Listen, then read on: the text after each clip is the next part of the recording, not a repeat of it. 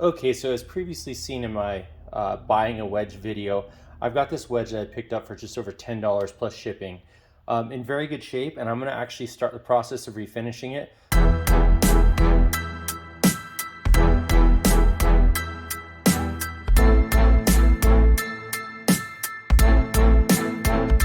So first step in refinishing it is just going to be taking off the head.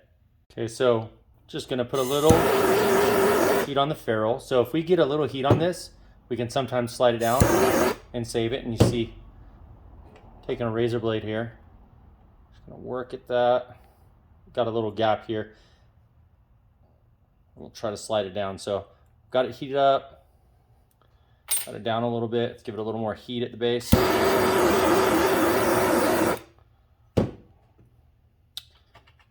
And there we go. So we can actually pull it down a bit, and it's a Callaway, so it's a collared ferrule, which I actually do want to save. And then from there, we just pull the head.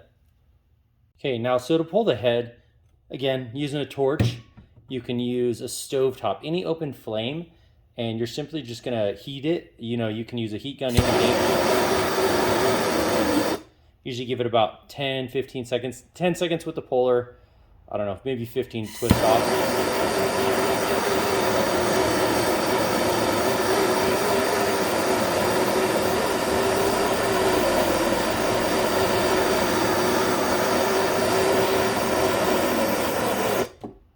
Just gonna use it, so after about 15 seconds, just a cheap shop glove and not budging yet, so we're gonna give it a little more heat.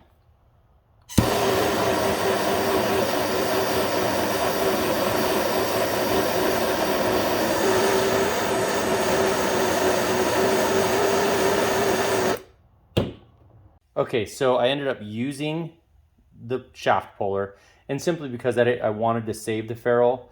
I don't think I have a Callaway collared ferrule around, so that's a nice thing to have, and I can sand that, polish that, get it looking pretty good. But I got it off. You could normally, if you don't have a shaft puller, which most don't, just heat it until you can twist it off. The epoxy is going to break down. Now I've got it off. It's easy to work with. Next step is going to be real simple. We're just going to take the paint fill off here so we can start sanding it. Just some citrus strip. It's not the best, not the worst. It works. And basically I'm going to spray it, shake it up real well. I've been shaking it for a little bit, spray it, and then we let it sit overnight. So I've got plastic on the workbench here, and we get some on there.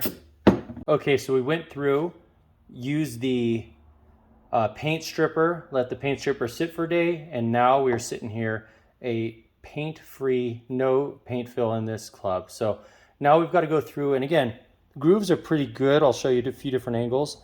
So really going to clean up the face.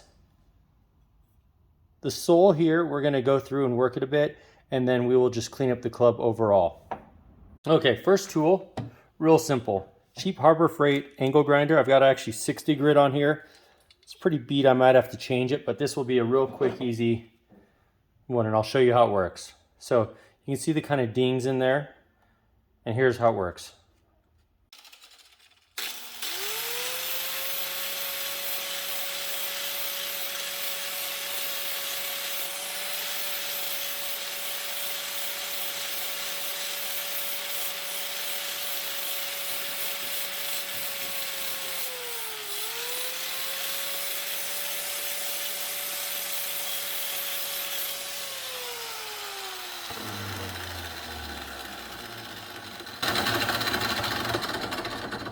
All right, now it's not good yet, obviously, but you can see that just a quick 30 seconds takes away a good amount of material.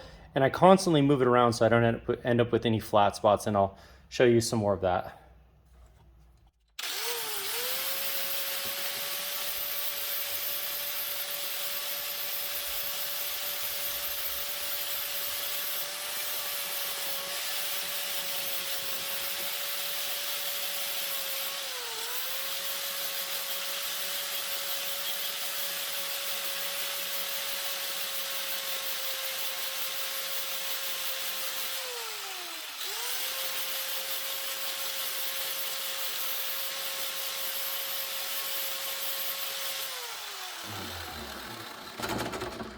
And you can see through the top, I've gotten a lot of it out. It's obviously not smooth, and I'm gonna go through with a different sander, but I wanna get a lot of those nicks out in the sole and kind of work at that. So I'm gonna work at it a little more and I'll show you the next step. Okay, so I've gone through, and as you can see, it's not perfect, but most of the major chunks are pretty much out of there. I can go through with kind of a medium grit and work that out the rest. So went through the edge here and we'll clean that up. So I'm gonna move on to the next tool. Okay, so next thing I'm gonna do, it's gonna be still relatively aggressive. It will remove material, but I'm gonna use this 100 grit on this guy. What I'm looking for is just a flat surface to kind of work with there. So I'll start that here in a second.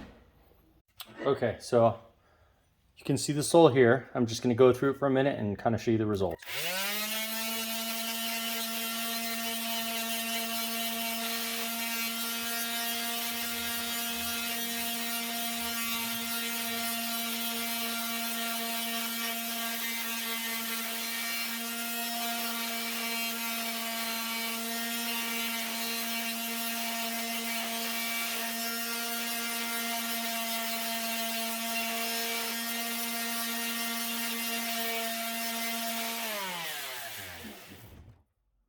Okay, now that quick bit of sanding, and you can kind of see that we're starting to get an even surface here. Now it's not extremely smooth, but it does even it out, and the flat surface on the sander really does a good job with that.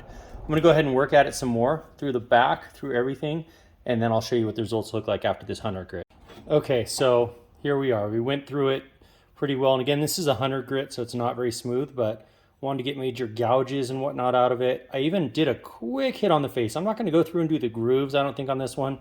I might just run through once and clean them out because they're pretty sharp and pretty square, but I wanted to go through there. So I'll usually tape this off, sand and polish here.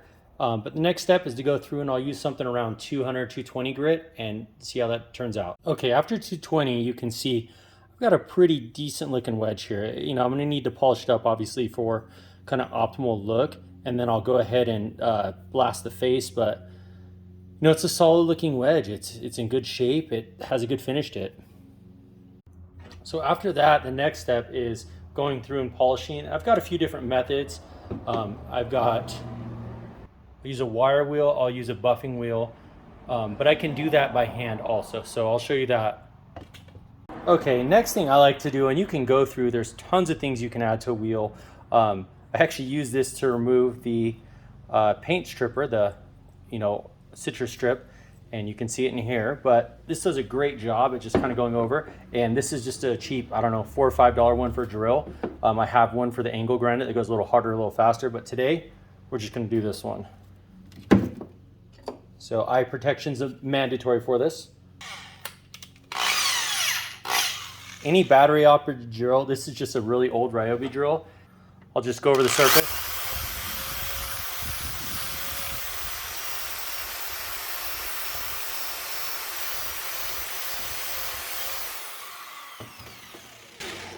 Now I'll take it a little further, but you can see that I'm getting a polish in there with that. So that would be a good finish.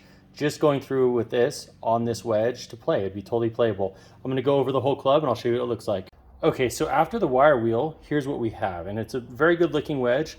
I'm gonna come through, polish this up, and then go through and blast the face. So I'm not gonna video the next two steps, the polishing with my polishing wheel and the sandblasting. You can actually see those in my finishing touches video, the steps of actually going through the polishing and the sandblasting of the face. But I will be back to show you the final results, and then I'll decide if I want to paint fill or not. All right, here we are polished. So again, it's not going to be perfect, but it's going to be a very good looking wedge. A good top line here, and I've just got to go through, tape off, and sandblast the face, and we'll be good to go. There it is. Okay, polished it. Sorry, it's a little dusty. Sandblasted the face, and now we're just going to put it together. So we clean this off with the brush, use sandpaper on the tip here to make sure it's abraded, and then I go through with acetone and make sure everything's cleaned off. So I go through with the Q-tip inside here, and I go through here with acetone. That's already been done. So now we're simply gluing it together. So Brampton two-part epoxy is a good solid epoxy for golf clubs. The long cure I prefer. It's a little better, but I'm gonna put a little bit down.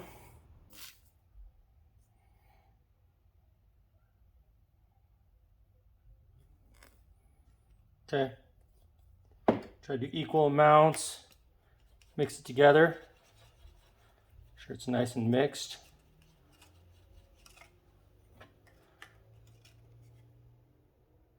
Throw a bit in here. And then on the tip, spread it around. Like to, oh, did loosen that up a bit. Get some of that up in there.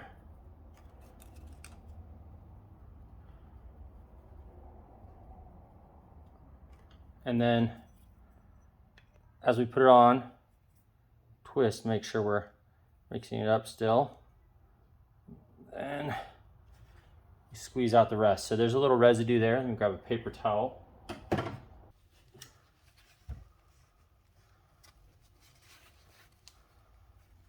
Okay. Clean that off with a paper towel. Make sure we're lined up. And then we'll set it to dry. Okay, and a day later, we're all glued. We just need to clean this up. Real simple process. So you can see the ferrule's not in the best shape, but it's a nice fit. So we'll go and use some acetone in a rag and clean it up, and it's get quite a bit on there, and we just spin it around.